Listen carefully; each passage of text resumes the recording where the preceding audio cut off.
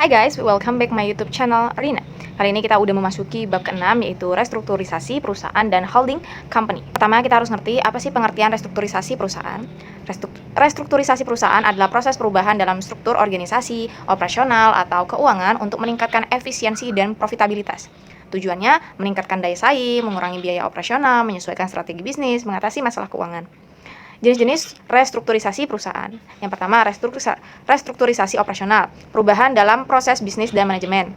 Yang kedua, restrukturisasi keuangan, penyesuaian utang, modal, atau aset.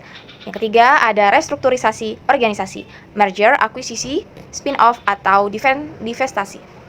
Contoh restrukturisasi perusahaan, merger, ada Gojek, Tokopedia yang menjadi Goto. Terus kalau akuisisi ada Facebook yang mengakuisisi WhatsApp. Terus ada divestasi yaitu Unilever menjual beberapa unit bisnisnya. Pengertian holding company. Holding company adalah perusahaan induk yang memiliki saham mayoritas di beberapa perusahaan lain, tetapi tidak menjalankan operasional langsung.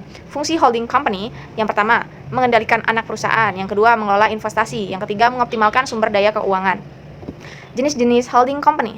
Yang pertama ada pure holding company, hanya sebagai pemegang saham tanpa operasi bisnis. Yang kedua, mixed holding company, memiliki saham dan juga menjalankan bisnis sendiri. Yang ketiga ada intermediate holding company, anak perusahaan yang juga menjadi holding bagi perusahaan lain.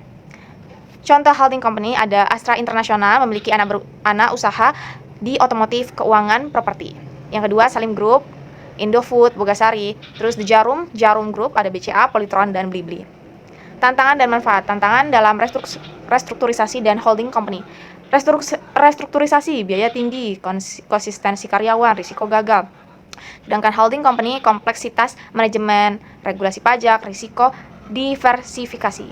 Manfaatnya restrukturisasi, efisiensi biaya, peningkatkan daya saing, pertumbuhan bisnis. Sedangkan holding company manfaatnya adalah diversifikasi bisnis, optimisasi investasi, dan pengurangan risiko. Perbedaan restrukturisasi holding company. Di sini ada tabel. Nah, kita lihat ya di tabel itu aspek restrukturisasi dan holding company. Yang pertama, fokus restrukturisasi ada di perubahan internal perusahaan, sedangkan holding company fokusnya di pengelolaan beberapa perusahaan. Tujuan restrukturisasi ada di efisiensi dan profitabilitas, sedangkan holding company ada di kontrol dan investasi. Contoh restrukturisasi ada di akuisisi, merger, divestasi, sedangkan holding company ada di Astra dan Salim Group. Kesimpulannya apa sih? Kesimpulannya adalah restrukturisasi adalah strategi untuk memperbaiki atau meningkatkan perusahaan. Holding company mengelola beberapa perusahaan untuk efisiensi dan investasi. Kedua strategi ini bertujuan untuk pertumbuhan bisnis yang lebih baik.